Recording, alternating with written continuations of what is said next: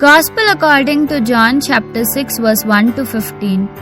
After this, Jesus went to the other side of the Sea of Galilee, which is also called the Sea of Tiberias, and large crowds followed him because of the miraculous signs they saw when he healed the sick.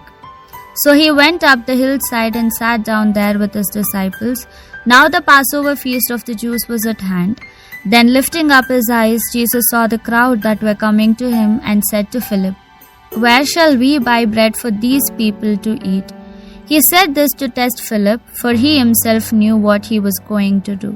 Philip answered him, 200 denarii would not buy enough bread for each of them to have a piece. Then one of the disciples, Andrew, Simon Peter's brother, said to Jesus, "There is a boy here who has 5 barley loaves and 2 fish. But what good are these for so many?" Jesus said, "Make the people sit down." There was plenty of grass there, so the people, about 5,000 men, sat down. Jesus then took the loaves, gave thanks and distributed them to those who were seated. He did the same with the fish and gave them as much as they wanted.